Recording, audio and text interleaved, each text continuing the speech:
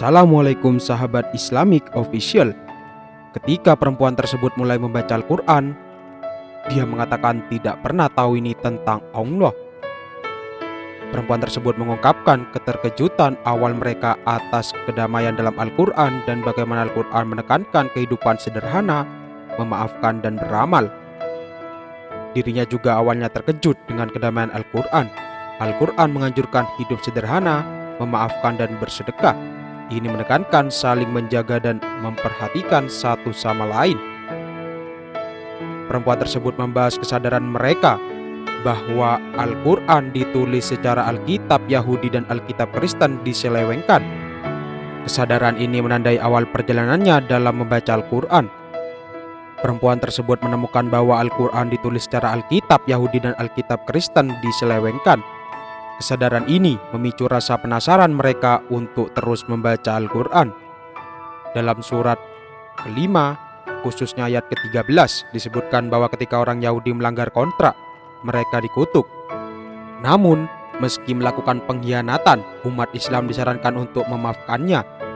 Perempuan tersebut menganggap pesan ini indah. Surat kelima ayat 13 menasihati umat Islam untuk mengabaikan kesalahan yang dilakukan oleh orang Yahudi. Meski salah mengutip ayat-ayat teks agama dan mengabaikan ajaran, umat Islam dihimbau untuk memaafkannya. Allah menyukai orang-orang yang memberi manfaat bagi orang lain.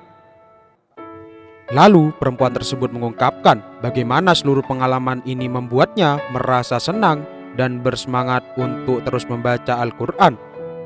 Dirinya merasa senang dengan pengalamannya membaca Al-Qur'an.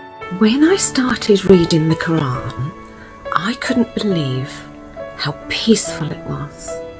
How you have to live your life in a modest way.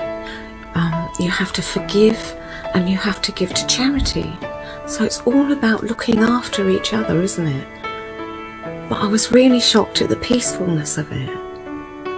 I'm so enjoying reading it. It was at the beginning I found out that the Quran was actually written after the Jewish Bible and the Christian Bible were both corrupted.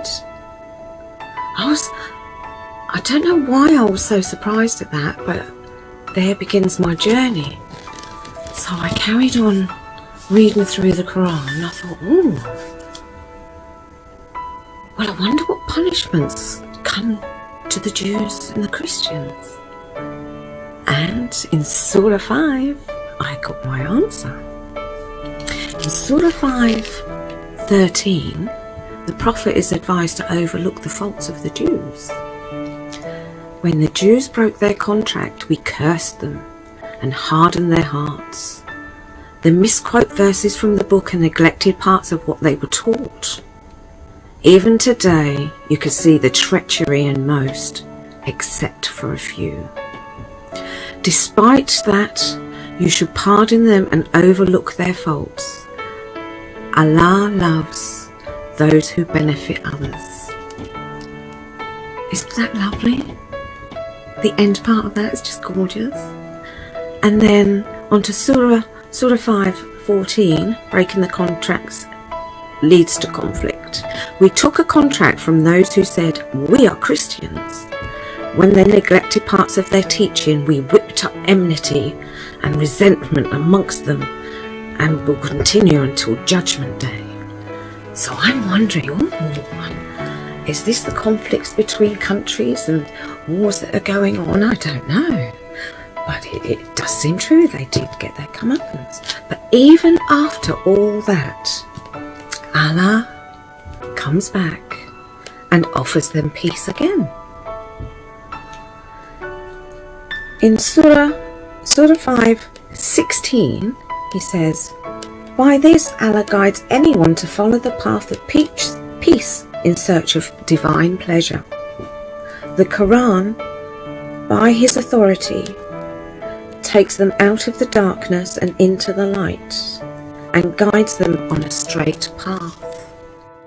And the sinners knew who the sinners were, and they become quite scared. They didn't want to go into the afterlife. They didn't want to follow Moses when he said in Surah 5:20, My people remember Allah's favour on you.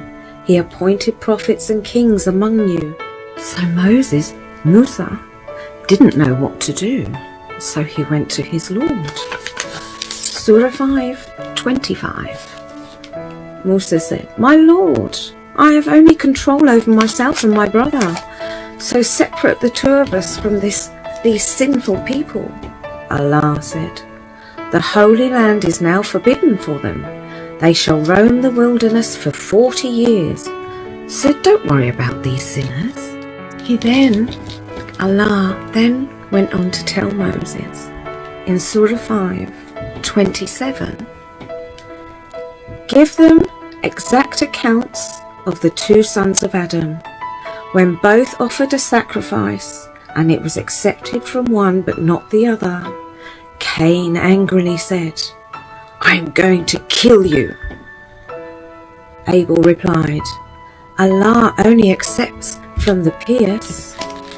Now the pious you can find Surah 2, 42 and 43. Do not mix the truth with falsehood or knowingly hide the truth. Perform prayer, pay zakat, and bow down with those who bow in prayer. 44 says, You tell people to be righteous, but forgive yourselves, although you read the book. Don't you understand? So going back, Allah only accepts from the pious. If you raise your hand to kill me, I will not raise my hand to kill you. I fear Allah, the Lord of the universe. I hope you will be burdened with mine and your sins, and become of the companions of the fire. That is a fitting reward for wrongdoers. Yet Cain was tempted by his passion to kill his brother Abel. So he killed him and became a loser in this world and the next. Because of this, and because of what happened, Allah entered the next section of the Quran, Surah 5:32. Because of that murder, we decree for all Israelites that whoever kills another person, unless it is all lawful, in retaliation, or take a life for a life, creating terror in the country, it is as though he killed the whole of humanity. But then on the other side, in the same section, it says, and anyone who saves a life, it is as though he has saved the life of all humanity. And that brought me back to my previous career. Before I got ill and before I had to give it up, I was a midwife. So I wouldn't say I have saved a couple of lives. So that made me feel really, really good. This whole experience has made me feel really, really good. And I'm excited to read the next bit.